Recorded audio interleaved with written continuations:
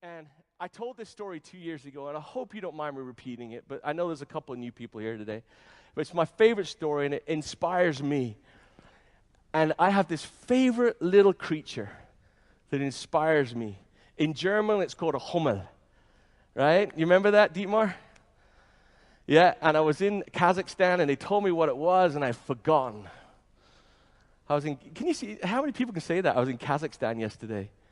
How cool is that? That's my job. I go around the world kissing people. You know? So this little tiny animal that's built a little bit strange, he's really fat. And he's got short little legs and short little arms. Hey, seriously, you guys. Well, thanks, Mom. I'm glad you're here. The bumblebee, right? Looks just like me. And I think that's why I love it so much. Now, the interesting thing about the bumblebee, we all know scientifically it's impossible for it to succeed. It's impossible because it's too fat and it has too much downward drag against these tiny little wings. And so all of the smart people in the world, all of the geniuses and the experts look upon the bumblebee, they make their measurements. Based on their past experiences, they make a judgment that says, you can't fly.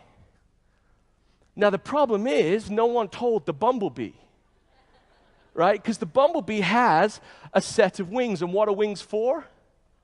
To fly, right? That's all the bumblebee has in his mind. Are you here to fail or to succeed? Are you sure? Isn't that funny? Are you here to fail or succeed? Really think about that. Don't be embarrassed. This isn't an American thing, you know. Succeeding is English. And you can say, yes, I am here to succeed. Of course you are. You're this wonderful, immortal being here having a mortal experience to succeed, right? Just like the bumblebee. The bumblebee, I got wings. So he just says, flap them. Right?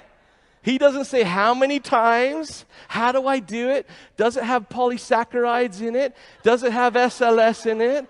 How many times do I do this or that? He just says,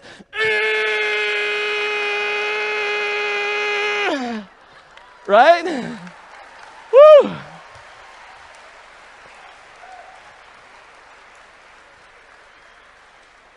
Oh, I am as dry as a jogging man's flip-flop. So he starts to flap. And he flaps and flaps and flaps. Now, does he have a number in his head? Yes or no? Of course not. He just has fly, right? So are you starting to get the analogy here, or do I have to paint it? So you go into, and we all do it, I'm going to make 5 phone calls. Am I the only one that does that? I'm just going to speak to 5 people. And if I speak to 5 people, it doesn't work out. Oh, it doesn't work. Now, okay, bumblebee. 1, 2, 3, 4, 5. Oh, I quit. Screw this. I'm walking around the rest of my life. Right?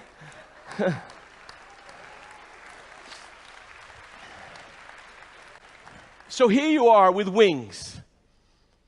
Ironically enough, most of you are going to walk home. You get it? That's a joke. But there is a percentage of you that are going through a fundamental shift where they're going to say, you know what, this kid's right. I am going to succeed. I am going to be successful. Like the bumblebee, and he just gets going. And what happens, this is the funny part, and you've never experienced this, you'll never fly. It doesn't work. It's a scam. It's stupid. It'll take all your money. Am I the only one that's ever heard that? What does the bumblebee do? Just keep flapping, right? He just keeps trying. He keeps trying. How many times does the bumblebee need to flap his wing in order to fly? You're a vet. What do you mean you don't know? I don't know. Stick a tube in its ass.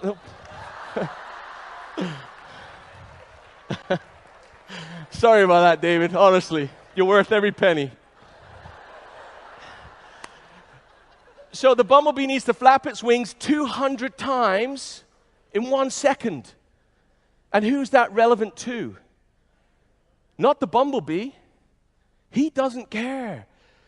But imagine for 1 minute if the bumblebee $1.99. Hey, Soph, is that a thumbs up or down? Thumbs up, okay.